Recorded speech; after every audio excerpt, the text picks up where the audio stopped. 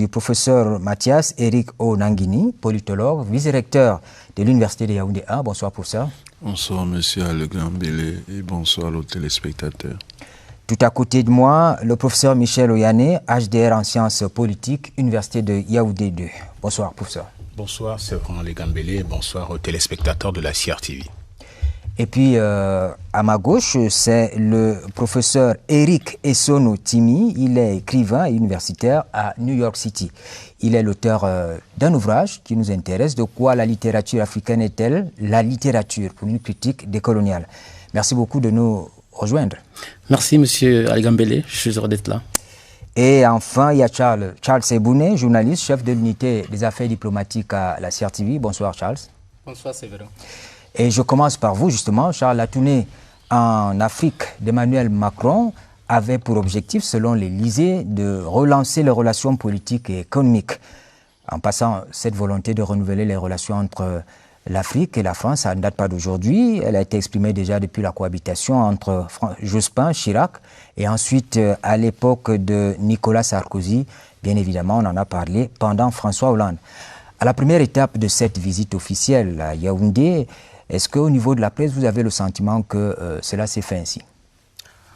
La réponse est simple, partiellement parce que sur le plan diplomatique, au moins il y a eu un contact physique entre le président Paul Biya et le président Macron au Palais de l'Unité, ce qui n'a pas été le cas pendant son premier mandat et qu'il a choisi le Cameroun pour sa première tournée africaine depuis sa réélection. Sur le plan politique, toutes les questions que les gens estimaient pouvaient être discutées, qui font de l'actualité, ont été évoquées. La guerre en Ukraine, le Nozo, les questions sur la continuité du président de la République, s'il partirait en 2025 ou non. Et finalement, là où j'ai dit partiellement, j'estime que sur le plan économique, pour un journaliste, on s'attendait à les engagements ou bien les prononciations fortes en matière d'investissement. Il n'y a pas eu les messages exemplaires. Le président Macron a dit qu'il s'intéressait à l'agriculture. Oui, mais on n'a pas dit, par exemple, qu'on va injecter 80 milliards d'investissements au Cameroun, soit dans le domaine de l'agriculture, il a eu une activité à l'ambassade de France, soit dans le domaine... Et si cela s'est fait pendant le tête-à-tête qui était strict entre les deux chefs d'État? La réponse sera donc de dire que c'était une mission de prospection économique qu'il faut attendre les résultats au fil du temps. On a fondé beaucoup d'espoir sur cette visite officielle. Dans les colonnes du quotidien Le Messager, le professeur Essono, vous annonciez que le président Macron vient à Yaoundé dire merci pour les petits cadeaux faits aux entreprises françaises au Cameroun. Vous parlez notamment de l'agrément de la COBAC et du gouvernement, agrément qui permet à Orange Cameroun de pouvoir devenir un établissement de paiement. Vous parliez du du nouveau monopole de Castel dans le secteur alimentaire. Quelques jours après le départ du président Macron, vous restez dans le même registre ou bien vous voyez les choses autrement? Bien, avant de répondre, je pense qu'il est essentiel de rappeler le contexte de cette visite. C'est-à-dire que nous avons vécu en l'espace de 2 ans 3 happenings au niveau international. Il y a eu la crise, le Covid-19, qui a, sur le plan de la coopération, fait s'émousser la croyance des observateurs externes de l'Afrique en la coopération. Déjà, ça s'est observé des lignes de cette coopération au niveau même de l'Union européenne, au niveau des États du Nord, mais aussi dans les relations entre les pays du Nord et les pays du Sud. Et l'autre aspect, le deuxième happening, c'était... il y en a eu 3. Il y a eu l'assassinat de George Floyd, que je ne vais pas, sur lequel je ne vais pas m'étendre ici. Mais le troisième, évidemment, la guerre en Ukraine. Et là encore, on a eu l'occasion de reconsidérer en Afrique le principe de convergence des intérêts. C'est-à-dire que de se demander si ce qui est bon pour la France l'est également pour les Camerounais, pour les Africains. Donc, parce que c'est ce principe-là qui, jusque-là, gouvernait la verticalité des relations France-Afrique, France-Cameroun. Donc, quand je dis verticalité, je pense quelque chose, un concept que nous avons donc, sur lequel j'aurai l'occasion de m'étendre un peu plus, qui est la colonialité des rapports de pouvoir entre la France et l'Afrique. Maintenant, sur le point de savoir si mon avis concernant l'agenda il est venu dire merci pour les cadeaux faits. Bon, je dirais qu'il est plus informé maintenant, cet avis-là, mais n'est pas modifié. C'est-à-dire qu'il a lui-même parlé du dispositif sécurité militaire français. Et il a porté dans sa valise ses propres interlocuteurs, comme depuis 1983, quand Hollande arrive au Cameroun avec Yannick Noah. Mitterrand arrive au Cameroun avec Yannick Noah, et on retrouve des années après, 3 décennies plus tard, Yannick Noah sous l'habit de chef traditionnel, ce qu'il est évidemment. Mais la symbolique de tout cela. Il y avait aussi Achille Mbembe. Oui, on va revenir sur Achille Mbembe, évidemment, non, laissez-moi développer ce que j'ai à dire. Donc, il revient donc avec, dans ses bagages, certes, il était là déjà, Yannick Noah, mais ce que je veux dire, c'est qu'il s'agit d'interlocuteurs choisis. Dans ce que, avant on parlait d'indigènes évolués, d'interlocuteurs valables. Et le président Macron, donc, dans la continuité du sommet de Montpellier, est venu avec ce qu'il appelle la société civile, ce qui est un concept un peu fourre-tout et discutable, donc, où nous avons vu qu'il s'agit effectivement de son propre agenda, avec à la clé l'utilisation de concepts très polémiques, comme celui de binationaux. Il en a parlé à plusieurs reprises. Dans sa première intervention à la résidence de France, et avec même les jeunes, il a plusieurs, et même lors de la conférence de presse, les binationaux justifiant ce qui s'est passé pendant le salon de l'agriculture. Ce qui évidemment est une grande escroquerie, parce qu'on ne peut pas, pour des résidents par exemple français, revendiquant la binationalité, revendiquer la protection diplomatique française en se prévalant d'une autre nationalité. Quand ils sont sur le territoire français, ils sont des ressortissants, considérés comme des ressortissants exclusifs de la France. Et quand ils sont sur le territoire camerounais, ils sont aussi considérés comme des ressortissants exclusifs du Cameroun. Donc il y a ce jeu, cette manipulation, avec cette manipulation de la jeunesse camerounaise, que nous allons évidemment commenter. Mais tout cela entre dans l'idée de départ qui est de protéger les intérêts économiques françaises présents ou à venir. Parce que tout ce qui concerne la guerre, l'avenir, ne va que dans le sens de s'assurer au niveau de l'Afrique des avantages permanents en termes de ressources, de priorités d'accès à nos marchés. Selon le journal Le Monde, citant lui-même les propos tenus par les responsables d'ONG, au Cameroun, la visite d'Emmanuel Macron ne changera rien. Pour une partie de la société civile, le président français est venu avant tout défendre les intérêts de Paris et éviter un rapprochement avec la Russie. Professeur Oyané, vous êtes de cet avis? Écoutez, c'est une question trop profonde et pour laquelle je devrais d'abord vous faire un petit rappel historique. J'allais même dire politico-historique. Il faut vous dire que la quasi-totalité des présidents français ont séjourné au Cameroun. Le Cameroun est indépendant le 1er janvier 1960 pour ce qui concerne la partie francophone, la partie anglophone le 1er octobre 1961. Et le général de Gaulle, fondateur de la Ve République, arrive donc au Cameroun en 1953. Après lui, il y a Georges Pompidou qui arrive au Cameroun en 1971. Valéry Giscard d'Estaing va le suivre.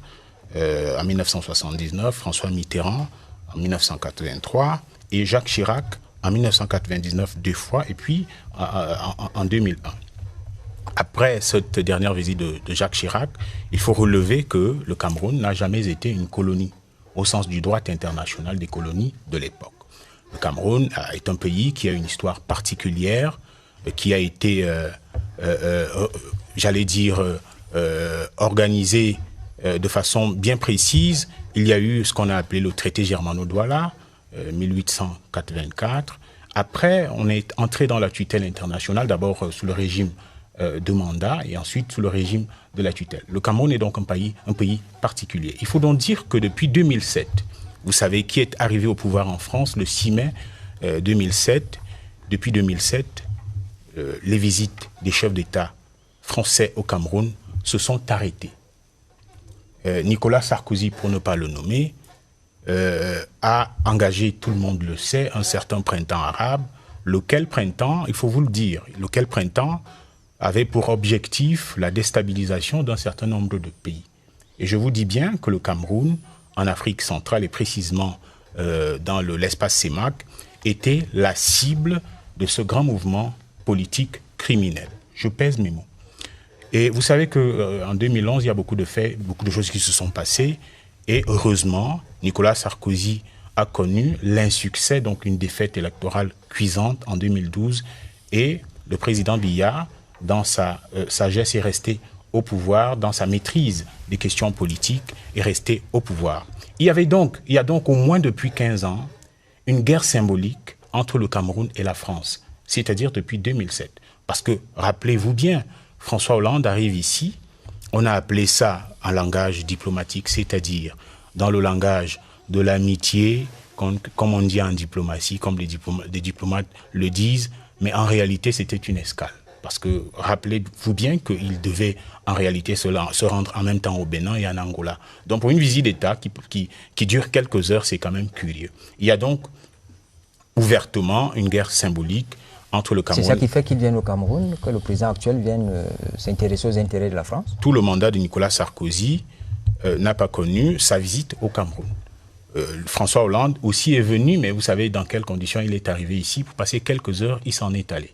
Donc, le président Macron oui. arrive... C'est lui qui nous intéresse. Hein. Oui, le président Macron est élu en mai 2017. Il passe tout son premier mandat sans venir au Cameroun. Vous pensez que les raisons, c'est lesquelles? C'est que les relations diplomatiques entre le Cameroun et la France ont connu une certaine dégradation. Il faut qu'on dise les choses clairement. Et il vient donc au Cameroun pour essayer de les réchauffer, notamment en tirant la couverture du côté de la France. Quelles sont les leçons à tirer pour cette visite? Eh bien, la principale leçon sur le plan politique est que le Cameroun, à travers son chef, a réaffirmé son indépendance et sa souveraineté. Monsieur Séverin Alégambélé, on ne touche pas aux questions de politique interne du Cameroun. La réponse du président Biya à la presse française, qui a interagi forcément avec l'Élysée dans le cadre de la construction et de la fabrication politico-médiatique. On va revenir sur la conférence de presse, professeur Yanné. Je crois qu'on a partagé cette suite du président Macron. Il est dit Cameroun, Bénin, Guinée-Bissau, 3 jours en Afrique aux côtés de sa jeunesse, sa force vive. Professeur Onangini, quand on parcourt un peu cette suite, on voit tout le monde, sauf l'image du président de la République avec son hôte, Emmanuel Macron. Est-ce qu'au plan politique, c'est un symbole? Oui, c'est un symbole. Ça indique clairement quelle est l'option d'Emmanuel Macron. Et on a entendu, oui, plus avec les jeunes. Vous savez qu'en Occident, il y a cette idéologie, le jeunisme, qui prospère et qui est assez paradoxale dans une société en vieillissement structurel. Et le vieillissement structurel est d'abord biologique. L'arrivée du président Emmanuel Macron se situe effectivement dans un contexte où les relations France-Cameroun ont connu un certain nombre de tensions. Mais en même temps qu'il y avait des tensions, les intérêts inscrits dans ces relations sont demeurés.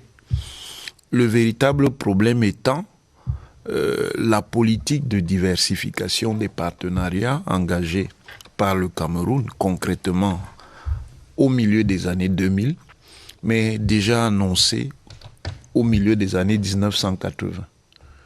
Cette politique a pour effet de desserrer ce qui apparaissait comme une emprise monopolistique ou rentière de la France sur les relations extérieures du Cameroun, aussi bien du point de vue politique, diplomatique, économique et stratégique.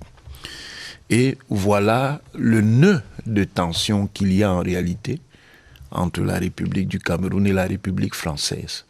C'est que la relation France-Cameroun s'est toujours déroulée dans un contexte structurel marqué par l'inégalité de poids des États et le Cameroun, profitant des transformations de l'ordre international, essaye d'augmenter sa marge de manœuvre en activant donc une diversité de partenariats qui lui permet de récupérer un peu d'autonomie face à ce partenaire qui, pour les raisons historiques qu'on connaît, a un ancrage très important au Cameroun. Et cette politique de diversification s'est faite avec une grande habileté qui consiste à ne pas attaquer de front l'ancrage français, mais qui consiste à développer la présence d'autres partenaires.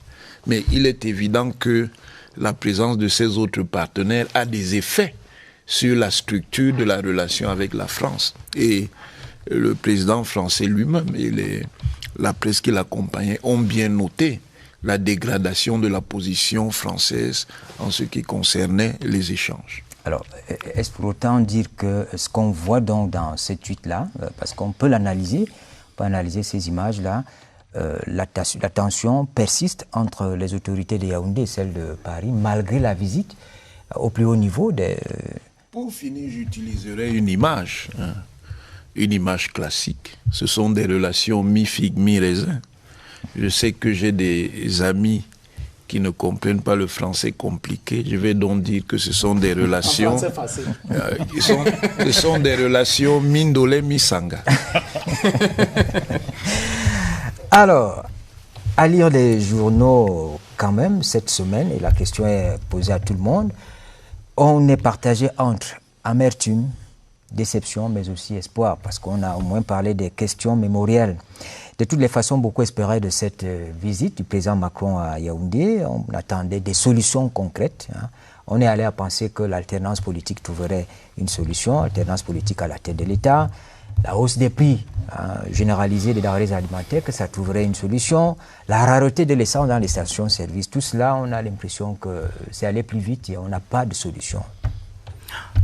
Écoutez, Séverin, je pense qu'il y a quelque chose que les Camerounais doivent retenir de la visite du président Macron au Cameroun. 3 sujets à caractère national. D'abord, le NOZO. Je pense que le président français a donné une réponse à ce que beaucoup de gens attendaient. Lorsqu'il dit... il faut passer par la régionalisation. La régionalisation, c'est-à-dire la question de si quelqu'un doutait encore s'il y a un partenaire stratégique, soit bilatéral ou bien multilatéral du Cameroun qui soutenait les séparatistes, c'est que M. Paul Biya qualifiait les terroristes se réclamant des mouvements sécessionnistes en 2017, lorsqu'il rentrait de la Côte d'Ivoire. Je pense que côté de la France, ici à Yaoundé, la question a été évacuée. Mais vous savez aussi qu'il y a eu une polémique autour de la participation de la France au processus de reconstruction du Nord-Ouest. Ça pose des problèmes aussi. On peut interroger, est-ce que cette déclaration est de bonne foi? J'arrive. Cette question a été évacuée.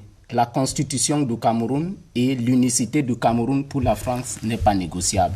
Vous parlez des 40 milliards, 60 millions d'euros que le gouvernement français avait annoncé lors d'une visite au Cameroun par l'ancien ministre français des Affaires étrangères, Jean-Yves Le Drian.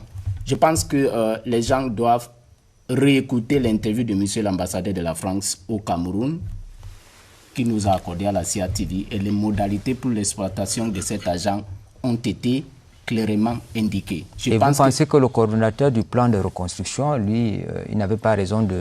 Monsieur Paul Tasson n'a jamais dit la France a refusé de donner l'argent. Monsieur Paul Tasson a dit la France n'a pas encore donné cet argent, mais il ne doute pas la crédibilité d'un partenaire stratégique du Cameroun. Je pense que ça sera aussi du bien pour qu'on diffuse la conférence de presse de monsieur Paul Tasson entièrement pour que tout le monde soit au bon fils. Dernière chose que je voulais dire sur la visite du président Macron au Cameroun, c'est sur la question économique. Et lorsqu'on regarde les mutations des investissements français au Cameroun dans les années 90, c'était à 40% au niveau des entreprises. Lorsque François Hollande venait ici en 2016, c'était autour de 15%. Aujourd'hui, on est à moins de 10%. Je comprends pourquoi il est venu également avec la communauté. On a diversifié les partenaires. Tout à fait. On en parlait tout à l'heure. Le président de la République disait en 1986 au Parlement allemand que le Cameroun n'est pas la chasse gardée de quelqu'un. Ce qui voulait simplement dire que dans le marché international, il faut tenir compte d'une seule réalité économique, la compétition.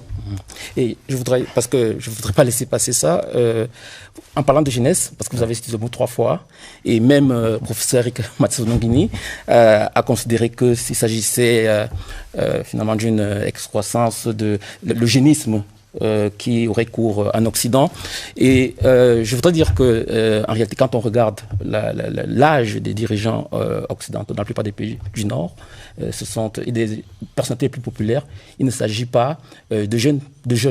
Et que le président Emmanuel Macron, en fait, a une relation marquée par la brutalité avec les jeunes. Alors, les jeunes dont vous parlez, c'est qui? C'est Yannick Noah, c'est Achille Mbembe. Donc, il y a une tokenisation, justement, de ce qu'on appelle la jeunesse. C'est-à-dire qu'on essaye de créer des contrepoids, c'est-à-dire de trouver une alternative, de créer, avec par exemple son nouveau sommet France-Afrique, il a essayé d'imiter le modèle des sommets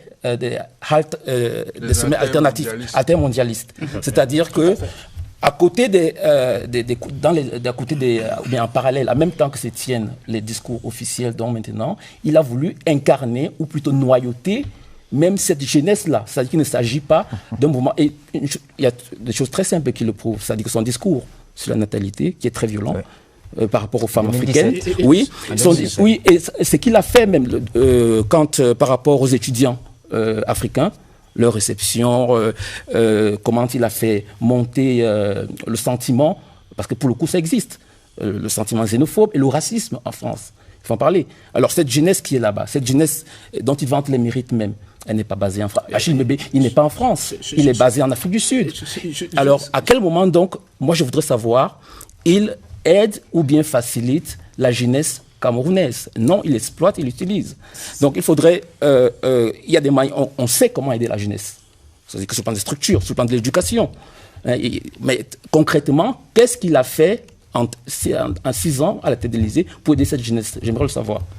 C'est vrai, peut-être 30 secondes sur la question de la jeunesse. Je pense que les têtes d'affiche que le président Macron a utilisées comme la jeunesse au Cameroun, peut-être les conseillers de l'Élysée ou bien les médecins politiques du président se sont trompés. Je vais les citer. Yannick Noah, Achille Mbembe, Denis Sepotek. Non, même pas en cause leur qualité, leur valeur intrinsèque. Attendez. Ce sont des grandes personnalités, là, c'est sûr. C'est de grandes personnalités, mais on les a mis dans le bagage de la jeunesse parlée, mais c'est de plus de 60 ans. Donc, voilà. Professeur Ona. Une chose est de faire du jeunisme. Mais maintenant, il faut voir dans le régime du jeunisme, c'est-à-dire le sens qu'on donne à ce jeunisme. Je suis d'accord avec Eric Essonotimi que cet usage, il est essentiellement instrumental. D'accord. Mais jeunisme, il y a bel et bien, parce que la perspective, en réalité, c'est une perspective de rechange. Ça veut dire que dans le milieu officiel français au plus haut niveau, on se croit capable de diriger le mouvement social camerounais et de lui donner les orientations pour obtenir une rechange de clientèle. C'est-à-dire de manière à renouveler superficiellement l'emprise exercée sur le Cameroun, il faut de nouveaux interlocuteurs valables. Et c'est ça le sens des débats qu'il y a eu au village Noah avec la jeunesse. Il s'agit de fabriquer une élite de rechange qui sera la nouvelle clientèle qui va donner l'illusion aux Africains en général et aux Camerounais en l'occurrence qu'il y a changement de la structure de la relation. C'est un peu ce qui s'est joué dans cette affaire. Le choix des figures n'est pas hasardeux, même si effectivement, en termes de jeunesse, c'est fort relatif. Yannick Noah est déjà un patriarche, par l'âge et par le statut. Achille Mbembe aussi à un certain âge, c'est à sa manière un patriarche dans les sciences humaines et sociales. Denise Epotet dans le milieu de la communication est aussi une matriarche, mais qui sont utilisés comme des symboles de la rechange qu'on prétend opérer. Or, cette rechange est la propriété du Cameroun et des Camerounais. Mais ça devrait surprendre personne. Ce sont les Camerounais. On a vu ça déjà à partir du sommet de Montpellier. Oui, sauf que là aussi c'est purement instrumental. Pour que la démarche du président Macron consistant à imiter effectivement les sommets altermondialistes soit convaincante, il faut qu'il commence par sa propre société civile. Et sa société civile critique de la relation France-Afrique. Est-ce que dans son orientation, il n'a jamais invité toutes les organisations de la société civile française qui critiquent de manière assez brutale la politique africaine de la France? Non. Donc ça veut dire qu'on est purement dans l'instrumental. Ce que je voulais dire à propos de la jeunesse, qui, comme vient de le rappeler mon maître, parce que c'est mon directeur de thèse et d'habilitation, le professeur Mathias Eliko Nangini, la jeunesse qui est autour du président Macron depuis quelque temps, parce que ça fait seulement quelques mois, il faut bien comprendre que c'est une jeunesse instrumentalisée qu'il veut mettre à son service pour contrôler un certain nombre d'alternatives ici, dans notre pays et dans les autres pays africains. Mais au-delà de cette question qui a largement été abordée par le professeur Mathias Eliko Nangini et les autres panélistes, moi je voulais encore revenir vraiment en 10 secondes sur les leçons diplomatiques à tirer de cette visite. Moi je pense que lorsque je faisais ma maîtrise il y a plusieurs années maintenant, le professeur Mathias Eliko Nangini, le professeur Joseph Vincent Yantouda Ebode et les autres nous disaient de nous méfier de tout discours de chef d'État occidental qui va dans le sens de tirer sur les chefs d'État africains. Dans un autre sens, il faut se méfier des conseils d'un chef d'État occidental qui vous demande de ne pas collaborer, de ne pas coopérer avec un chef d'État d'ailleurs. Qu'est-ce que je veux dire? Je veux dire que nous avons bien compris, à travers cette conférence de presse, qu'il s'agit plus que jamais et plus que par le passé de densifier et d'intensifier la coopération avec la Russie, avec la Turquie, avec le Brésil, avec l'Allemagne. Parce que, ce qui n'est pas du goût de la France. Parce que le président Macron ne peut pas être notre conseiller politique, économique, social pour dire des choses qui vont dans le sens de nous aider à nous améliorer. Écoutez, mais il est dans son rôle. Oui, il est dans son rôle. C'est pour cela que je dis, c'est pour cela que je dis qu'il faut précisément faire le contraire de ce qu'il dit, c'est-à-dire aller vers la Russie. Si on était déjà avec la Russie, puisque c'est le cas, il faut davantage encore aller avec la Russie, aller vers la Turquie, qui sont... la Russie, pour ce qui la concerne, est une superpuissance. Mon maître me corrigera si je dis une bêtise. La Turquie est une puissance, je pense, régionale. La Chine, qui est une superpuissance, notamment sur le plan économique. Il faut densifier notre relation avec ces autres pays. Parce que la France, je vais vous dire, son influence, pour moi, elle est symbolique. Alors... Avant cette visite, on a beaucoup écouté la classe politique nationale, on a écouté les leaders d'opinion. Après le départ du président Emmanuel Macron, on n'entend pas beaucoup cette classe politique se manifester parce que le sujet qui était sur la table, c'était l'alternance politique au Cameroun. Est-ce que ce sujet a été évacué pendant cette visite? Est-ce qu'on a le sentiment qu'on est toujours dans l'impasse? On ne sait pas ce qui va se passer. Je crois qu'il a rassuré peut-être la performance. Les acteurs politiques ont été rassurés. D'une certaine façon, c'est-à-dire qu'il y avait une anxiété par rapport à la présence d'Emmanuel Macron. Et il a été plus ou moins évident pour tous qu'il est rentré à ses bredouilles. C'est-à-dire que... Et ils sont rassurés. Il y a pas... Mais les acteurs politiques sont rassurés parce qu'ils pensaient que la France, en fait, ce n'est qu'une lecture partielle, provisoire. Ils pensent que la France venait adouber peut-être la transition, la succession qualifiée de gré à gré, mais il y a beaucoup trop d'éléments que nous allons peut-être avoir le temps d'analyser durant la deuxième partie de l'émission, qui montre qu'il n'en a rien été, qu'au contraire, après son départ, il y a eu des nouvelles comme quoi ceux qui étaient derrière les mouvements franquistes et autres ont été vivement critiqués par le chef de l'État. Je ne sais pas jusqu'à quel point c'est vrai, mais il demeurerait que voilà, il n'y a pas eu, ils n'ont pas eu d'occasion, à part pendant la conférence de presse, au moment d'embarras que vous aviez cité au départ et dont nous allons discuter, où on pensait vraiment qu'on était... il y a une espèce d'angoisse existentielle. Les gens se demandaient, mais est-ce que le président, il va tenir? Est-ce qu'il il a possession de toutes ses facultés? Donc, je vois le silence de la classe politique dans deux manières. D'abord, il voulait être reçu, ce n'était pas le cas, donc il n'y a pas eu le contenu à venir partager dans les réseaux sociaux, donc cette situation a été rapidement évacuée. Et c'est là, il faut comprendre que les deux capitales ont choisi l'option de parler les sujets qui allaient plus réunir, créer les situations paisibles entre Yaoundé et Paris. Deuxième chose de la classe politique, je pense que la classe politique camerounaise est de plus en plus mature.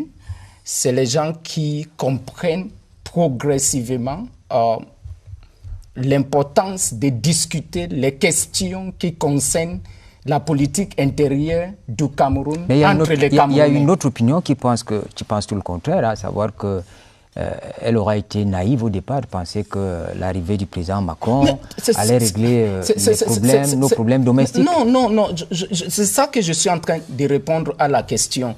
Il n'y a aucun pays dans le monde capable de régler les problèmes intérieurs d'un autre pays. Ça existe nulle part. Si quelqu'un, que ce soit à Yaoundé, pense que la France va résoudre le problème au Cameroun, il s'est trompé. Si quelqu'un, que ce soit à Paris, pense que Washington va régler ses problèmes, il s'est trompé.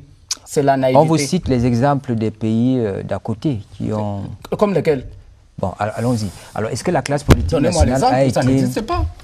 Si c'est l'inflation, ça existe en France, plus qu'au Cameroun même, en matière de prix. Est-ce que la classe politique a été naïve pour autant que certains de ses membres se soient exprimés sur la question? Oui. Pourquoi? Parce que le Cameroun est un pays assez singulier. Les manœuvres qui peuvent être faites dans d'autres pays ne sont pas possibles au Cameroun, en raison de son histoire. Croire que le locataire de l'Élysée peut débarquer à Yaoundé pour venir régler la succession, si à l'Élysée, au Quai d'Orsay, on le croit, c'est qu'on se trompe lourdement. C'est la meilleure manière de mettre le feu dans cette dynamique. Deuxième chose, c'est quand même aussi l'expression d'un syndrome colonial qui est encore présent dans les têtes de nombreux Camerounais. Tout à l'heure, le professeur Sonotimi parlait de colonialité dans la perspective de ce qu'on appelle la théorie décoloniale. Beaucoup de Camerounais ne sont pas encore décolonisés dans les têtes, et ça dans différents milieux de notre société. Et on a vu tout l'empressement de nombreux leaders pour se faire recevoir par le président Macron. Parce que dans leur structure mentale, si le président français vous reçoit, c'est que vous gagnez en crédibilité politique. Que non, la crédibilité politique se construit ici au Cameroun. Ça se passe ici. Ça veut dire que c'est quand vous avez construit votre crédibilité politique au Cameroun que les chancelleries des autres pays, et particulièrement des pays occidentaux, s'intéressent à vous, parce qu'ils savent que vous avez un poids politique dans votre pays et peuvent vous écouter. Mais si vous croyez simplement que parce qu'on va vous recevoir au Quai d'Orsay, à Matignon ou à l'Élysée, vous aurez du poids politique dans votre pays, vous vous trompez lourdement. Et ensuite, on y reviendra peut-être. La position institutionnelle exprimée par le président de la République du Cameroun est claire. Et c'est une position en cohérence avec son positionnement politique. C'est une position institutionnelle. Je suis président de la République du Cameroun, chef de l'État. Et j'ai été élu en tant que tel. j'ai un mandat que j'exerce. Ce mandat a une durée. Voilà ce qui est important pour moi. On parlera de l'autre aspect plus loin. Alors, je vais vous proposer de réécouter le président Macron et le président Biya dans les propos liminaires au sorti du tête-à-tête qui était, je le rappelle, strict.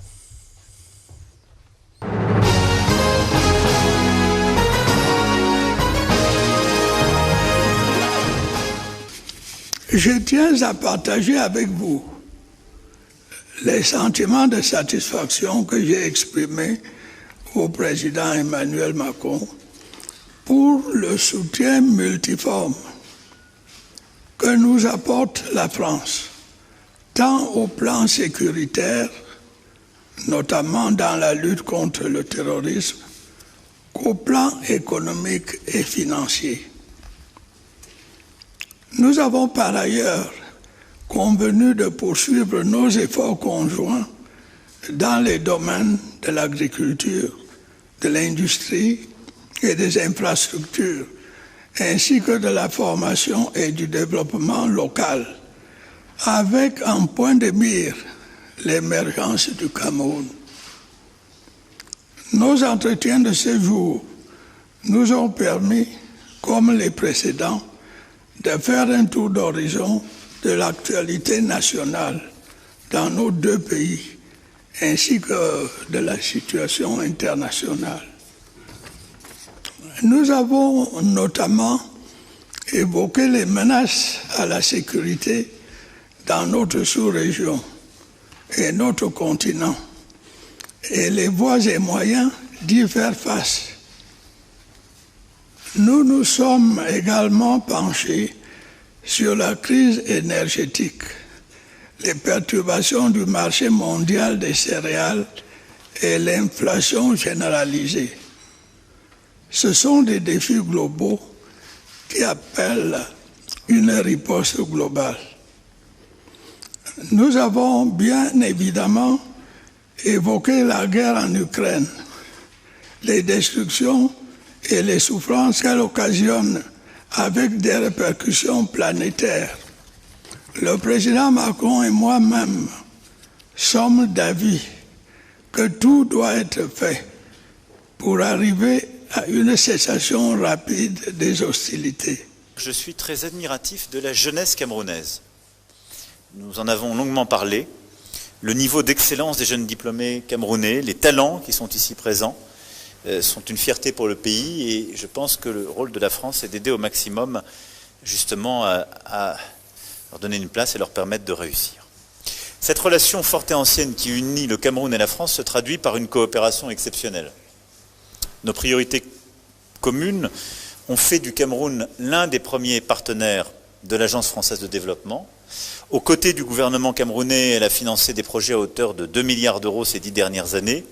Et les quelques 200 entreprises françaises présentes dans le pays, actives dans tous les secteurs, participent au dynamisme de votre économie.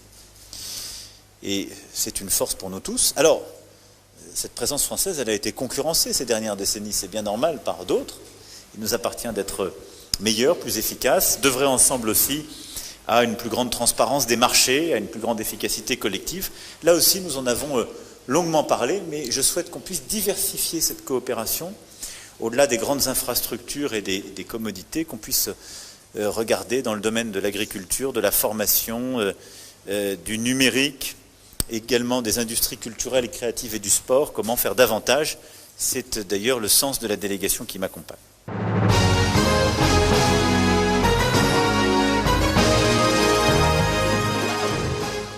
Alors, ça n'a échappé à personne et je partage avec vous cette opinion qui estime que sur le plan géopolitique, le sens principal de la visite du président Macron au Cameroun était de ne pas perdre pied en Afrique centrale et en particulier au Cameroun. Il venait de dire que le Cameroun, c'est un axe central en Afrique centrale.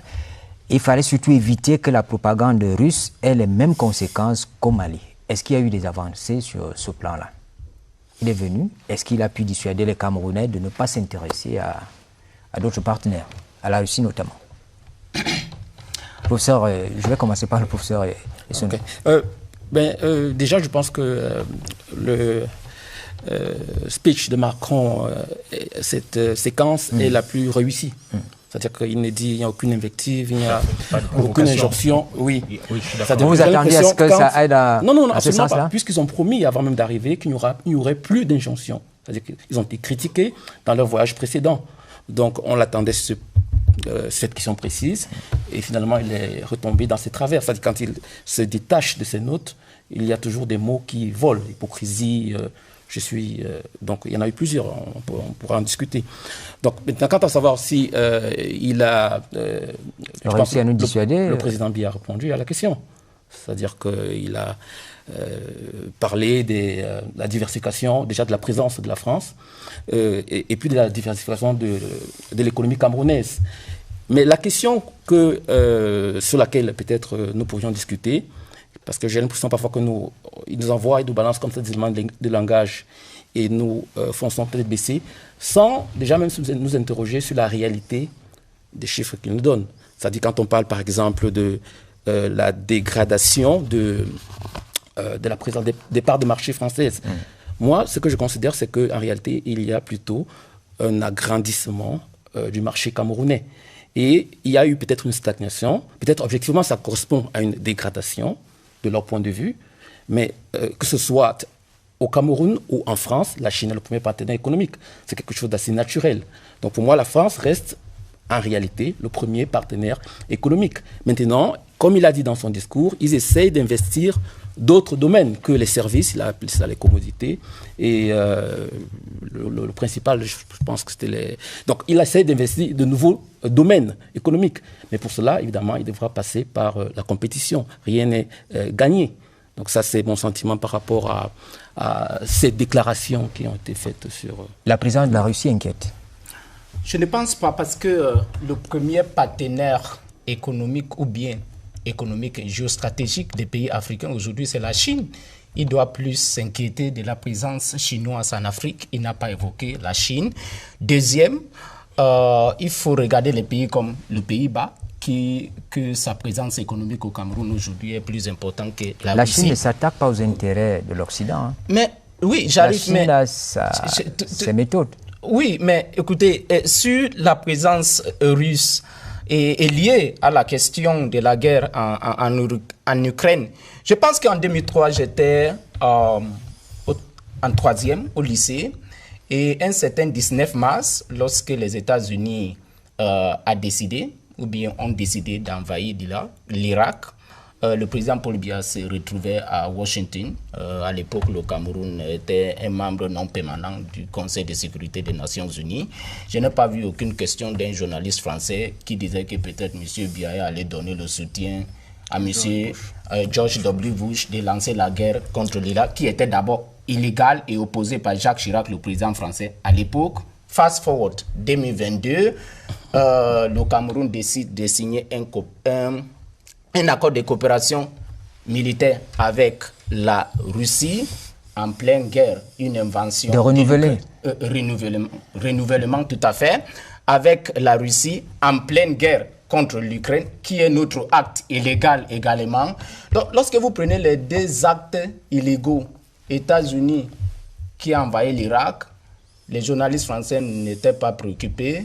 Lorsque vous prenez le renouvellement de l'accord, qui n'est même pas un pacte de défense ou bien un pacte militaire avec la Russie, on pose la question. Je pense que le passage du président français à Yaoundé en évoquant la Russie en particulier a eu un effet contraire. C'est-à-dire, les gens souhaitent maintenant qu'il y a une relation profonde entre le Cameroun et la Russie, entre le Cameroun peut-être le Brésil, parce que en termes de communication, d'ailleurs, il y a les spécialistes des sciences politiques ou bien la communication politique qui disent que si vous ne voulez pas donner la crédibilité à un individu ou bien à un pays, il faut mieux ne pas évoquer son nom. Et quand vous regardez le discours du président Paul Biya depuis 1982 et je dirais depuis le retour du multipartisme, il n'a jamais mentionné le nom de ses opposants dans aucun de ses... Le discours du président Macron semble être à charge contre la Russie. Est-ce qu'il s'adressait aux Camerounais ou il avait une cible particulière? Je pense que lorsque j'indiquais les leçons diplomatiques à retenir en ce qui concerne cette visite du président français au Cameroun. Je vous disais clairement que nous avons compris, les Camerounais ont compris, ceux qui observent la scène politique ont bien compris que plus que par le passé, je vous l'ai déjà dit, il faut densifier et intensifier les relations bilatérales avec la Russie. Il faut densifier et intensifier les relations bilatérales avec la Turquie. Il faut le faire avec le Brésil, il faut le faire avec la Hollande, il faut continuer à le faire. Pourquoi le nom Russie a obsédé à ce point le président français? Il y a la guerre en Ukraine. La guerre, l'intervention. La prise de position des États africains qui, aux Nations Unies, n'ont pas voté. L'intervention de la Russie en Ukraine est une question qui obsède les chefs d'État occidentaux et précisément les membres de l'OTAN. Donc, vous voyez, il y a comme une véritable peur et ça s'est traduit, il n'a pas pu se retenir dans son speech. Parce que, en fait, c'est la restitution, c'est d'abord la prise de parole du président Biya pour restituer l'échange qu'il a eu avec son homologue français, et puis la restitution de cet échange aussi par le chef d'État français. C'est comme ça que ça se passe. Dans sa restitution, il n'a pas pu se retenir. Il est sorti de ses notes, comme Charles Ebouné l'indiquait, et le professeur Eric Essonneau-Timier l'indiquait également. Dès qu'il est sorti de ses notes, l'agressivité verbale à l'endroit de la Russie s'est ressentie tout de suite. Elle est revenue. Mais lorsqu'il reste sur les notes, il est plus diplomate, il est plus... Et donc, je pense que nous devons simplement comprendre que la relation avec la Russie, notamment sur le plan militaire, parce qu'il y a un certain nombre d'aspects dans cette coopération qui a été renouvelée selon le président Biya, c'est une relation qu'il faut aujourd'hui privilégier, sur laquelle il faudra compter. Professeur Ouna, les pays africains sont, j'ose le dire, constants là-dessus. On a vu le président en exercice de l'Union africaine, avec le président de la Commission, aller vers le président Poutine pour dire « Nous avons des difficultés d'approvisionnement de notre marché en céréales, il faut faire quelque chose ». Est-ce que c'est une trahison vis-à-vis de la France au point où aujourd'hui nous avons eu le sentiment que le président Macron s'adressait peut-être au Cameroun, mais à d'autres pays africains? Non, ce n'est pas nécessairement une trahison. C'est simplement la manifestation de la dépendance alimentaire qui frappe les pays africains, qui n'ont pas toujours fait l'effort de développer le niveau le plus élémentaire de la souveraineté, qui est la souveraineté alimentaire. Un pays qui est dépendant pour sa consommation alimentaire de l'étranger est un pays qui perd le fond de sa souveraineté. La préoccupation du président français pour la Russie est tout à fait compréhensible. Pourquoi? Parce que la Russie attaque un créneau qui permettait à la France de se positionner en Afrique de manière à avoir un rayonnement mondial. La France pouvait utiliser sa relation avec les pays africains pour se positionner comme une puissance mondiale en étant capable de s'installer militairement dans ces pays avec son système de base et en jouant un rôle diplomatique, un rôle militaire aussi bien au plan stratégique, tactique, opérationnel dans un certain nombre d'interventions. Or, qu'est-ce qui arrive avec la Russie? La Russie vient défier cet élément du positionnement français en République centrafricaine. Elle le fait au Mali. Même si elle le fait en utilisant ce qu'on appelle l'action indirecte, c'est-à-dire qu'elle passe par des réseaux qui travaillent au profit de la puissance étatique, mais qui eux-mêmes sont des réseaux privés. C'est le recyclage d'une vieille approche dans la politique mondiale qui est l'approche mercantiliste. Autrement dit, Wagner, société militaire privée, pour le dire de manière élégante, groupe de mercenaires, pour le dire de manière polémique, travaille pour la Russie comme les corsaires travaillaient pour la France dans la rivalité maritime entre le Royaume de France et le Royaume-Uni de Grande-Bretagne. Au Mali, la position est évidemment assez difficile.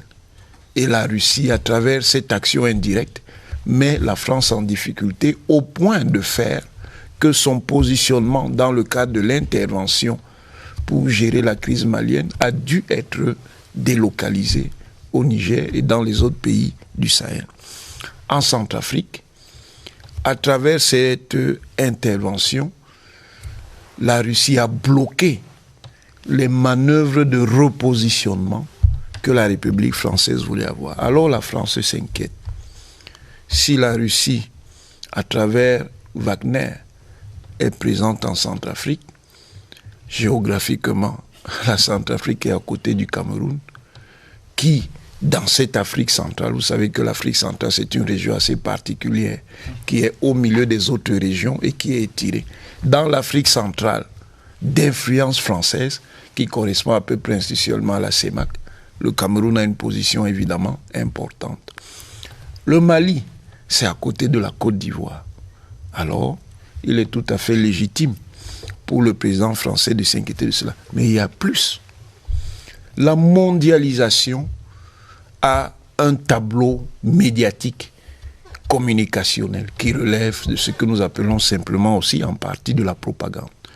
Donc, la toile a été construite pour permettre au grand marché planétaire que nous appelons la globalisation de se répandre.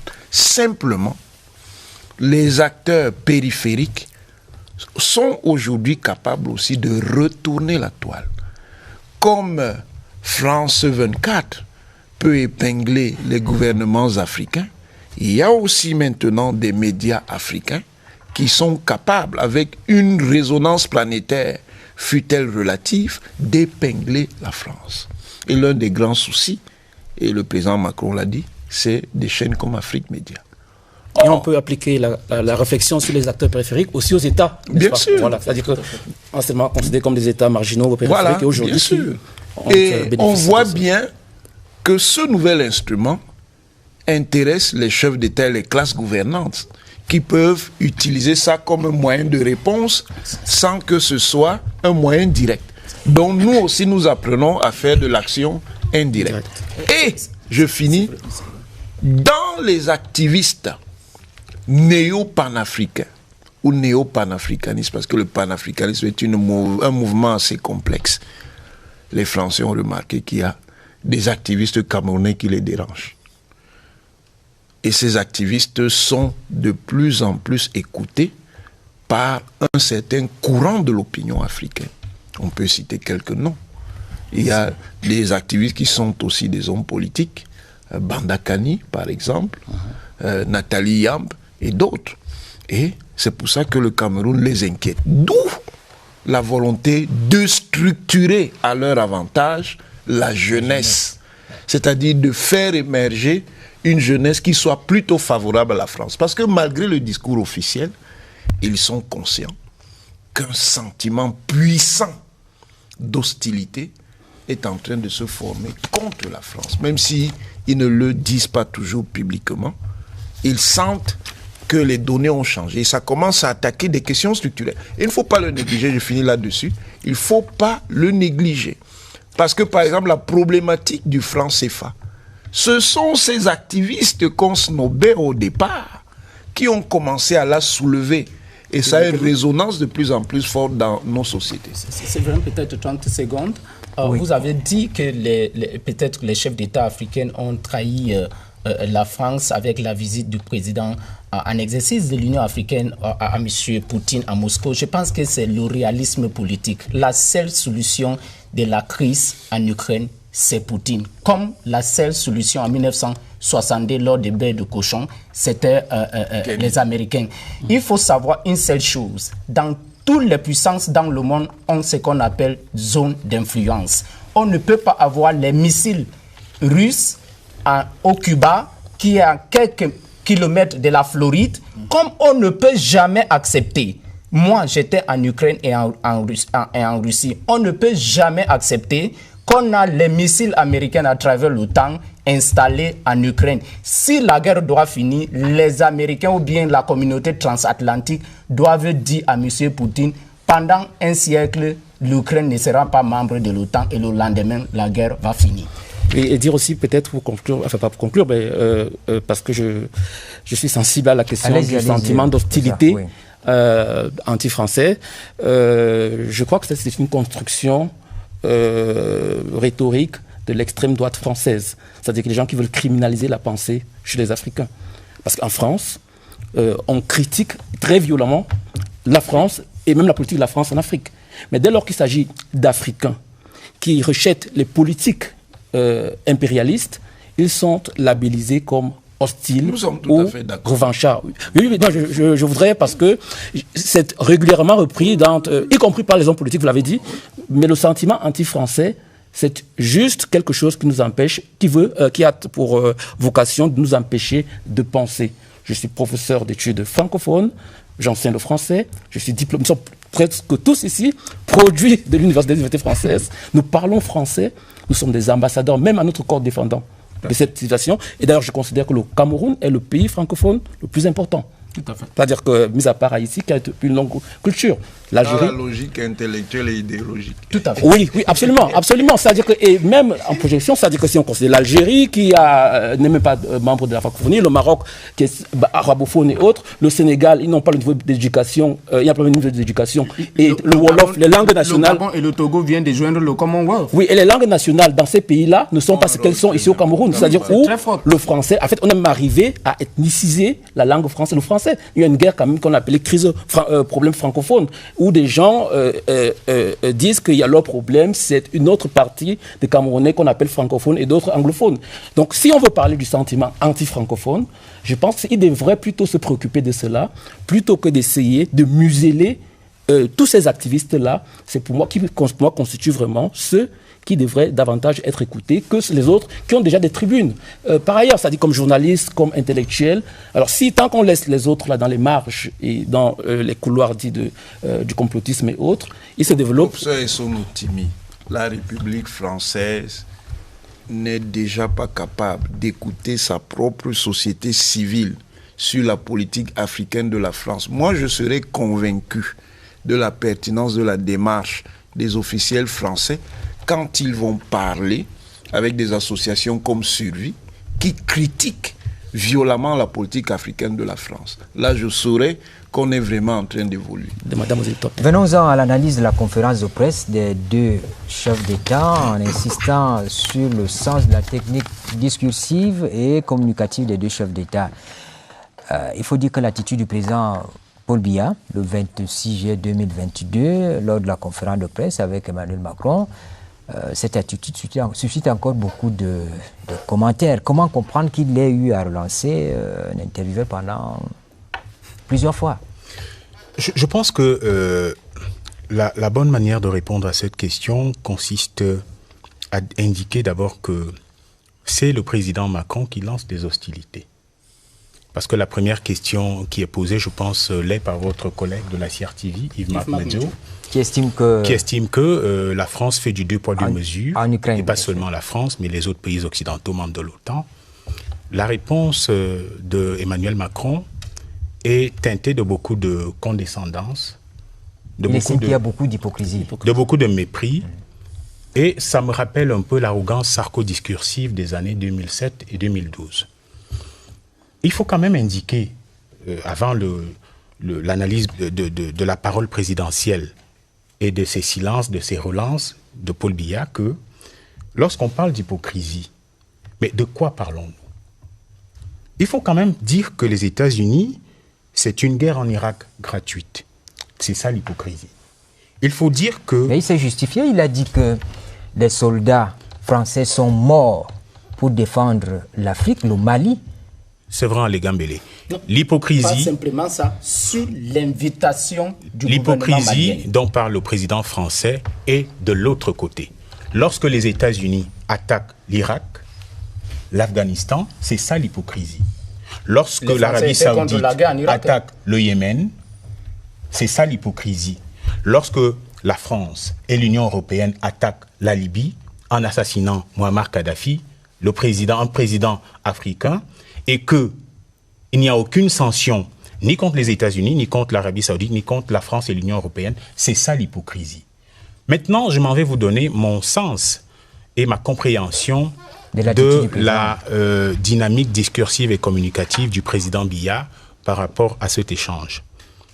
Je pense que, globalement, le président Biya, pour répondre aux questions qu'il entendait bien, a utilisé une technique. Ça veut dire qu'il entendait bien. Le président, vous étiez au Palais de l'Unité, j'ai la chance de connaître quelques-uns de ses bureaux, quelques-unes de ces salles aussi.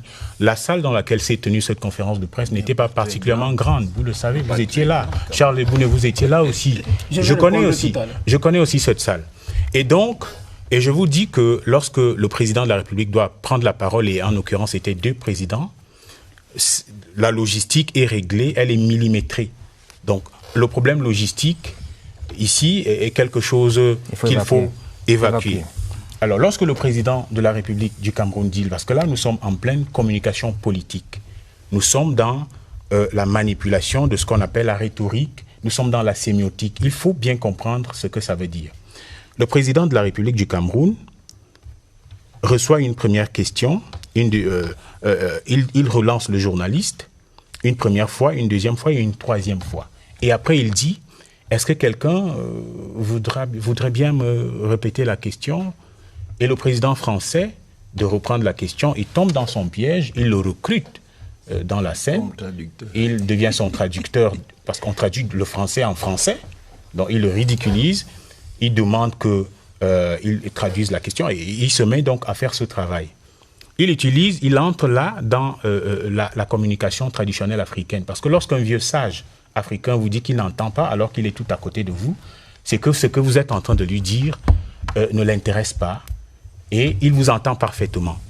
Le président de la République nous a également montré qu'il est connecté avec la jeunesse camerounaise. Parce qu'aujourd'hui au Cameroun, il y a une expression qui est devenue très populaire. Il était dans les bruits, le président Biya. Donc, et cela a un objectif, l'objectif de relancer l'interlocuteur en disant qu'on n'entend pas, c'est de tuer la question, c'est de casser l'atmosphère et faire en sorte que finalement, on réponde à la question comme on veut bien répondre. Et si vous vous rappelez bien, la première question qui a été posée au président Biya avait 2 ou 3 volets. Il a répondu à un seul volet et s'est arrêté là. La deuxième question aussi, qui portait sur la guerre, la condamnation de la guerre russo-ukrainienne, le président Biya ne s'est pas étendu comme la presse française, comme la classe politique française, puisqu'en réalité, quel était donc le message qu'il voulait... Je vais finir. Le message, c'était que, d'abord, on ne s'intéresse pas à la politique intérieure du Cameroun. Les problèmes, comme l'indiquait le professeur, les problèmes politiques, et notamment internes du Cameroun, sont réglés par la Constitution et par les Camerounais. Mais c'était des préoccupations des journalistes qui étaient dans la salle. Pour finir, est-ce que vous voyez la main du président Macron derrière? Pour finir, c'était que les questions du président de la presse française, qui en réalité sont les questions du président français, n'intéressaient pas du tout le président Biya, et il ne voulait pas en fait en entendre parler.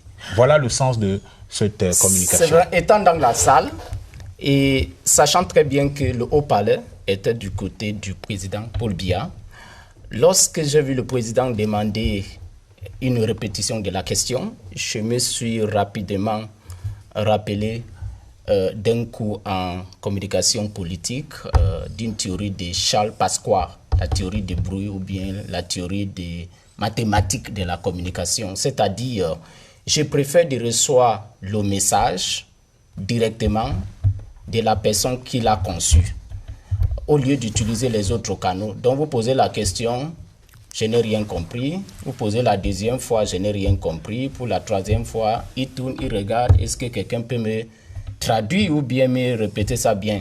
Cette répétition devait être faite soit par le ministre directeur du cabinet civil de la présidence de la République, Sam Mbondoayolo, qui était là, ou bien le ministre d'État, secrétaire général de la présidence de la République, Ferdinand Ngongo, qui était là, ou bien les conseillers chargés de la communication de la présidence de la République, Amaena, les George Wane, tout ça là. Il devait courir. Mais le président sachait très bien que la presse, parce qu'il y a autre chose que les gens ont oublié. La fille, ou bien ma collègue, dit d'abord qu'elle est de RFI. Et quand elle relance, elle dit RFI, TV5, France 24. Donc, M. Biya voulait avoir une image complète de la personne qui pose la question. Quel est le message à retenir? 2 messages. D'abord, le président voulait que la personne qui a préparé la question en communication politique ou bien c'est un bon acteur du cinéma politique. Deuxième chose, le président Paul Biya voulait évacuer la question de ceux qui disent que, ok, peut-être il a perdu le raisonnement. Les gens disent ça dans les réseaux sociaux, il ne comprend plus rien, il est perdu et tout ça. Parce qu'à la fin de la journée, pour vous faire écouter très bien qu'il écoutait la question, il dit « Merci, Monsieur le Président, excellent traducteur ». Quelqu'un qui n'attendait pas ne pouvait pas avoir ce genre de réponse. Professeur, je voulais dire que c'est un politicien habile. Et bon, là, je crois qu'il nous a enfermés dans une espèce de piège folklorique où on se met à commenter quelque chose qui, pour moi, relève du détail. Parce qu'il a quand même 89 ans. Et il est possible, selon ma lecture, qu'il ait joué de cela. C'est-à-dire que to weaponize, il fait de sa faiblesse une arme. C'est-à-dire que les journaux français ont parlé d'un vieillard, et alors, tout d'un coup, sa vieillesse apparaît, il y a une surdité temporaire quand il s'agit de répondre à une question. Ce phénomène, il y a quelqu'un qui me disait que le président est trop fort et plein de sagesse. Il s'est offert les services de son homologue plus tôt. Et visiblement, le président Macron n'avait rien compris. C'était soit cela, soit la conférence prenait une autre tournure moins intéressante. Oui, je voudrais expliquer en fait le phénomène. Parce qu'il y a, ça s'appelle, il y a un nom, excusez-moi de donner encore un nom, le pathomimétisme. C'est-à-dire que des gens, par exemple, je ne sais pas si vous avez le film Le Peuple primal, Richard Gere, Edward Norton, où l'avocat, le criminel, il joue le malade. Il dit à deux personnalités multiples, aux seules fins, évidemment, d'abord de rompre la communication avec son avocat, avec le cours, et à la fin, il est relaxé. Donc ici, il ne s'agissait pas de rupture de communication, mais de communication disruptive. C'est-à-dire qu'il simule une surdité temporaire. Et quand on parle de pathomimétisme, c'est-à-dire pathos comme la maladie, et puis mimétisme, like mimicry, imitation, mimesis, ça peut être volontaire ou involontaire. Mais dans tous les cas, il y a un jeu à la fin, qui est à son avantage. C'est-à-dire qu'on regarde, par exemple, dans l'histoire raciale des États-Unis, l'histoire des noms, c'est-à-dire que les noms qui étaient rejetés aujourd'hui, les Noirs, ils revendiquent d'être appelés des nègres. Là, on voit quelqu'un, en fait, qui simule la surdité. Parce que pour moi, il s'agissait, en fait, l'observation, tout d'un coup, évidemment, il n'est pas sourd. On a vu de casser l'ambiance. Oui. Il a bien cassé l'ambiance et de tuer les questions. Oui, c'est-à-dire, il y a eu donc, parce que le professeur il en a parlé, bon, je l'ai noté, parce que, bon, on peut continuer l'analyse sur le plan, par exemple, de reverse psychologie, c'est-à-dire de manipulation, de manipulateurs, finalement. Mais, une fois de plus, pour moi, je ne suis pas à l'aise dans le fait de commenter cela, parce que je trouve que M. Biya nous enferme dans ce que j'ai appelé le piège folklorique, c'est-à-dire que... Il nous a mis dans la sauce. Voilà, nous tous, en fait, quoi. Dans la sauce. Que, voilà, on évite, on met beaucoup de temps à parler de cette c'est très intéressant du point de vue de la communication politique de l'analyser, encore et encore. Oui, mais lui parle de pièges folkloriques, que ça nous perd du temps, c'est ce qu'il a dit. On peut théoriser cela. C'est un registre qui est bien inscrit dans les conduites africaines, qui est ce qu'on appelle techniquement le registre de l'art déceptif, c'est-à-dire la ruse. La ruse ici consiste à faire quoi? Ça consiste à utiliser une faiblesse apparente pour la transformer en force et mettre en difficulté celui qui voulait vous mettre en difficulté. Elle consiste à se faire répéter les questions, donnant donc le sentiment qu'on est sourd, encore que le problème de la surdité n'a rien avec l'âge, puisqu'il y a des gens qui sont sourds de naissance. Donc, on peut être sourd, c'est pas parce qu'on a 90 ans nécessairement qu'on est sourd. On peut être sourd à 5 ans, à 20 ans, tout ce qu'on veut. La réponse à la première question dément l'hypothèse cultivée par les adversaires politiques du président Biya de la sénilité. Parce que la réponse est strictement cohérente. Nous avons renouveler un accord de partenariat avec la Russie, nous ne l'avons pas signé pour la première fois. C'est un renouvellement et ce n'est qu'un hasard de calendrier qui fait que ce renouvellement intervient au moment de la crise russo-ukrainienne. Ça ne signifie en aucune manière que nous donnons approbation à l'intervention de la Russie en Ukraine. Et puis, c'est un geste ordinaire, un geste routinier de gestion des relations internationales. Quelqu'un qui est sénile ne parle pas comme ça. La deuxième question, qui montre que le président n'est pas du tout sénile. Être vieux ne signifie pas être sénile. Ce n'est pas parce qu'on est vieux qu'on est sénile. On est sénile quand on a une maladie qui fait qu'on soit sénile. Tout à fait. Puisqu'il y a déjà le processus normal de dégénérescence des cellules, et puis s'ajoute donc la maladie mentale qui vous rend sénile.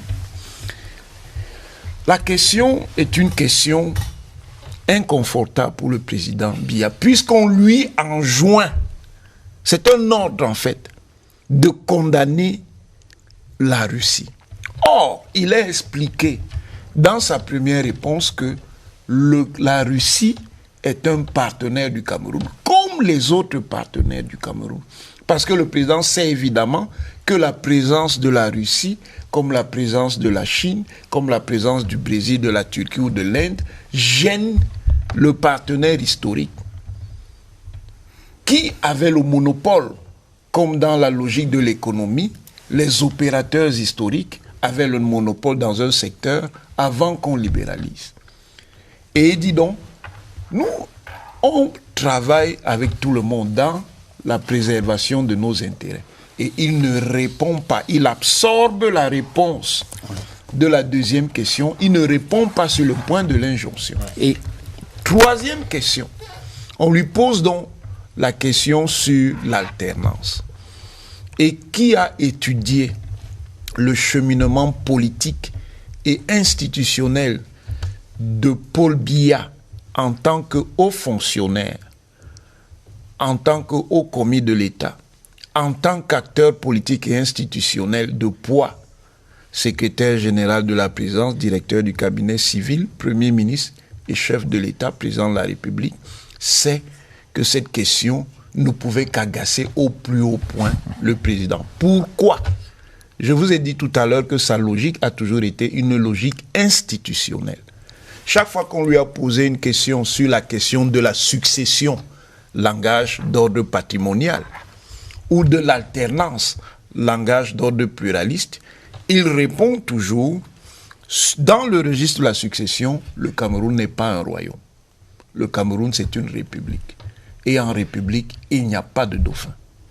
Il s'appuie donc sur la logique institutionnelle.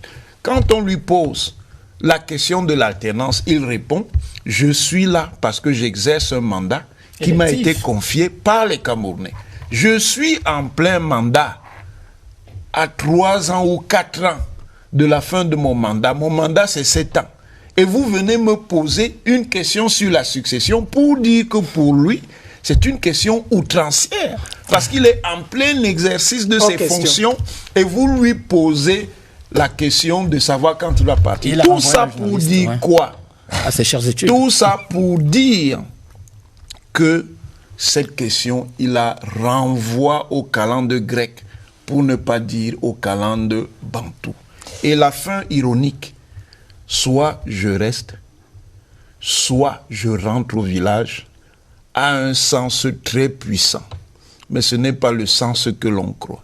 Oui, il a eu un discours très maîtrisé, c'est ce que je veux dire, c'est-à-dire que le professeur Onanguini a fait évidemment une lecture qui est la sienne, qui est celle d'un expert. Je voudrais aussi insister sur le fait que le président Biya, quand il répond aux questions, en tant que jeune doctorant, nous avions un semestre destiné à la préparation des interviews, des entretiens sur le marché de l'emploi. Donc, et il y a une attitude qui constamment était rappelée aux futurs doctorants, aux futurs docteurs, aux futurs professeurs d'université, c'était de ne pas répondre tout de suite par oui ou par non. Quand il répond à la question de savoir sur la Russie, il dit le Cameroun a pour partenaire l'Espagne, l'Allemagne, l'Italie. Je pense qu'il est vraiment perdu, mais il y a une chute après. C'est-à-dire qu'on croit qu'il s'égare, mais il construit sa réponse, elle est construite. Et puis la Russie, donc maintenant. Je veux dire, pour moi, comme il aurait été, c'est un maître de la parole évidemment, mais c'est dommage qu'elle soit plutôt rare. Parce que le sentiment aussi que j'ai eu par rapport à cette surdité temporelle ou feinte, c'était que il est tellement transparent qu'il s'expose et joue la carte de l'invisibilité pour ne pas être davantage et de l'économie de la parole. C'est-à-dire que quand il parle, il y a tellement à dire, il dit 2 mots, 3 mots, 4 mots et ça reste. Donc ça, c'est un talent quand même. Il ne veut pas se dévoiler. L'actualité cette semaine, c'est la visite du président français à Yaoundé, bien sûr, mais il y a eu d'autres faits traités par la presse. Nous regardons ensemble la revue de presse de Laetitia Onana.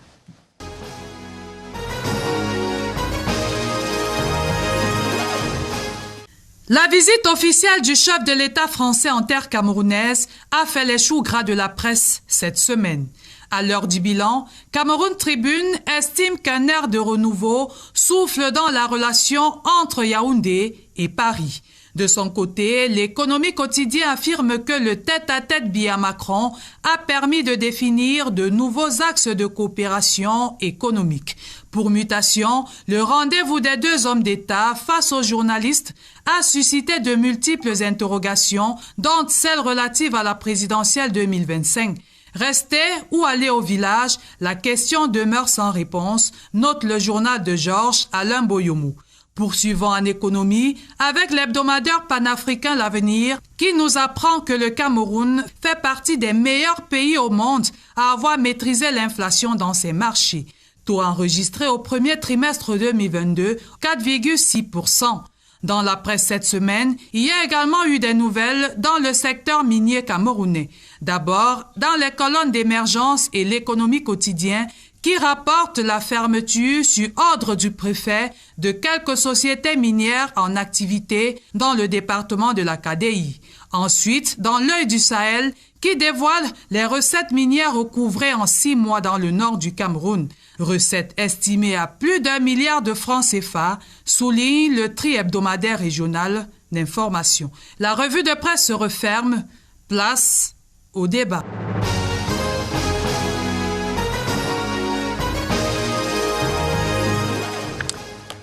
Avant peut-être de retrouver nos invités pour la fin du débat, nous prenons d'abord les unes du lundi. Nous retrouvons tout à côté Daniel Menanga qui a eu à regarder déjà ce qui sera dans les journaux demain. Bonsoir Daniel. Bonsoir Séverin, aux panélistes, aux téléspectateurs également. On va démarrer cette une du lundi avec Cameroun Tribune qui parle de toute autre chose que le sujet abordé ce soir. Politique de l'import-substitution, vivement l'action. Ce pilier de la stratégie nationale de développement doit amener le pays à arrêter l'importation des biens susceptibles d'être produits localement et à les produire effectivement. Les producteurs locaux expriment leur attente. Le gouvernement a mis en place des mesures incitatives. Objectif, l'atteinte d'un taux de commande publique de 60% auprès des locaux. Focus à lire dans CT, une qui s'inscrit donc dans le contexte d'inflation généralisée qui s'observe dans le monde actuellement. Repère également, modernisation des infrastructures. Le PAD réceptionne 127 mètres de quai polyvalents au port autonome de Douala. Il faut investir sans compter face à la concurrence féroce des grandes places portuaires de la côte ouest africaine, un enjeu crucial que maîtrise parfaitement. Et c'est Repère qui le dit, le directeur général Cyrus Ngo. Puis, autre actualité, général Valère Nka, la locomotive de l'école de guerre, le général qui a donc été installé vendredi dernier au cours d'une cérémonie relayée sur les antennes de CRTV Télé. Ladies News en rapport certainement avec la journée de la femme africaine qui s'est commémorée ce dimanche, Women's International League for Peace and Freedom. Sylvie Jacqueline Dogmo, nouvelle présidente, la Camerounaise a été élue à la tête de cette organisation au terme du congrès virtuel tenu en Australie du 16 au 24 juillet 2022. Âgée de 55 ans, Sylvie Jacqueline Dogmo est une femme engagée depuis 25 ans dans la lutte contre les discriminations et les violences faites aux femmes. Mutation, back is back. L'ancien ministre de l'Eau et de l'Énergie a été finalement libéré vendredi. Sa remise en liberté est diversement appréciée au sein de l'opinion publique. Et autre chose, examen officiel, on le sait, le bac rend sa copie. Il a rendu sa copie depuis quelques jours. Le Pélican qui nous fait sortir de cette une au sport, arrivée de la flamme olympique en Vomeka. Dans le cadre de la 22e édition des finales nationales de Jeux FENASCO Ligue A, hommage dédié au chef de l'État, son Excellence Paul Biya, rappelle que la cérémonie a été donc présidée par les ministres des enseignements secondaires et celui des sports et de l'éducation physique. Voilà pour ce qu'on a préparé aujourd'hui. Bien évidemment, vous retrouvez bien d'autres nouvelles si vous vous rendez ce lundi en kiosque. Merci Séverin. Merci beaucoup Daniel et bon début de semaine à vous. Beaucoup de courage surtout. Alors, nous allons faire le dernier tour de table et là, c'est vraiment pour faire la prospective. Le président Macron a annoncé, pour évoquer les questions mémorielles, annoncé la mise en place d'un comité d'experts, d'historiens, pour pouvoir évacuer cette question-là. Et l'historien Achille Mbembe estime que le moment est venu de clore un cycle de notre histoire et d'en ouvrir un autre sous le signe de la vérité. Il faut relancer le projet d'émancipation, le projet des libertés. Est-ce que la méthode de Macron vous semble pouvoir nous conduire à des résultats concrets? Vraiment, très rapidement, parce qu'on n'a plus beaucoup de temps. Je pense qu'une nouvelle fois, Emmanuel Macron s'est trompé. Achille Mbembe, c'est un aîné, c'est même un père sur le plan scientifique. C'est pas aujourd'hui qu'on va réécrire l'histoire politique du Cameroun. Elle est écrite, il y a de grands historiens ici, il y a des ouvrages, il y a des articles. Je pense que c'est une approche qui est complètement bancale. Peut-être que l'élément nouveau, pour lui, c'est l'ouverture des archives françaises. Il faut déclassifier ces archives françaises pour que nous puissions, que tous les Camerounais puissent accéder à celles-ci afin qu'on sache ce qui s'est réellement passé. Mais en ce qui concerne l'histoire, franchement, c'est une démarche banale et bancale. Charles, on peut avoir des résultats? Non, je pense que tous les grands historiens du Cameroun ont déjà écrit, et même français. Peut-être on aura les éléments nouveaux, comme la recherche n'est jamais fermée. Mais mon dernier mot sera que même quand ces archives seront mises à la disposition, ce que nous ne savons pas, je pense que tout le monde doit savoir une seule chose. La théorie de ce que les anglo-saxons appellent agenda setting ne marche pas avec le Cameroun. Donc, en déclassifiant ces archives, il faut tenir compte de la théorie de agenda setting. Et pour que les gens comprennent bien ce que je dis, qu'ils lisent No Higher Honor by Condoleezza Rice. Professeur Sono. Bon, je n'ai pas compris ce que Emmanuel Macron voulait dire par ouvrir les archives, puisque le président Hollande était ici. Il a dit que les archives seraient ouvertes et elles ont été ouvertes, celles à la Courneuve, à moins qu'il y en ait d'autres. En ce cas, elle aurait été, peut-être, il a dit, cela m'a échappé, il aurait été. Donc peut-être il ne savait pas que des archives avaient été ouvertes. Donc la démarche de dire que nous allons réunir un comité pour ça, c'est tout simplement en fait une promesse qui ne lui a pas été demandée. Il en fait souvent et qui pour moi est inutile. C'est ma dernière prise de parole. Donc je voudrais remercier, puisque je pense que je n'aurai pas l'occasion de le faire, le professeur Onanguini. Ce livre devrait le préfacer. Mais, de quoi la littérature africaine? Oui, il devait le préfacer, mais je n'ai pas pu l'envoyer parce qu'il fallait que je l'envoie à pavillon copie, et puis c'était trop long, et puis nous avons souvent ces exigences de délai, et puis bon, j'ai renoncé à avoir une préface de lui. Sur la question mémorielle, professeur? C'est une tactique d'évitement, parce que le nœud de la question, c'est sa juridictionnalisation et la question des réparations. Encore que dans ce dossier, même le mouvement national a ses responsabilités. Alors, je sors par là, je crois que désormais on aura la possibilité de revenir sur des livres qui sont écrits par les chercheurs les savants que vous êtes. Hein. De quoi la littérature africaine est-elle faite? C'est un livre du professeur Eric Essonotimi qui nous a fait l'honneur d'être sur ce plateau ce soir. On peut l'avoir facilement maintenant. Oui, facilement, facilement. Nous avons également l'état civil au Cameroun, un révélateur de l'étatisation entre droit, politique et stratégie. En tome 1 et tome 2, ce livre a été préfacé par le professeur Jacques Fam... Dirigé. Préfacé d'abord. Professeur Jacques Famdongo, ministre d'État, ministre de l'Enseignement supérieur. Et c'est sous la direction du professeur Mathias, Eric Owonangini et Michel Yano. Vous êtes là. Où est-ce qu'on en est? On a déjà dédicacé? C'est déjà fait? Non, pas encore. Pas encore. Donc nous avons la primeur. Nous avons la primeur et vous me permettez de remercier le professeur Mathias Eric Owonangini, mon directeur de thèse, mon directeur d'habilitation, de m'avoir associé vraiment pour le jeune chargé de cours HDR que je suis, de l'assister dans le cadre de cette production intellectuelle de haut niveau qu'il a dirigée et que le ministre d'État, quand même, chancelier des ordres académiques, a bien voulu préfacer. Merci, monsieur le recteur. Nous allons peut-être revenir sur ces livres parce que nous avons un débat en perspective, hein, l'état civil au Cameroun. Nous allons revenir peut-être vers le 10 août, hein, à l'occasion. Nous attendons vivement ces débats. Et puis enfin, le dernier livre à présenter, c'est Le président Biya face à l'élection présidentielle de 2018. C'est peut-être tard, c'est un essai préfacé par le professeur Mathias Eric Owonangini. C'est vous l'auteur. Merci de nous avoir apporté tous ces documents. Vous pouvez les retrouver dans les librairies, partout où on vend les livres. Mesdames, Messieurs, il ne nous reste plus qu'à vous dire merci. Merci pour avoir donné du temps à regarder cette émission qui portait sur le bilan de la visite officielle du président Macron au Cameroun. Et nous avions autour de cette table des personnes qui ont bien voulu nous accompagner. Une fois encore, merci. Et s'il plaît à Dieu, nous nous retrouvons dimanche prochain.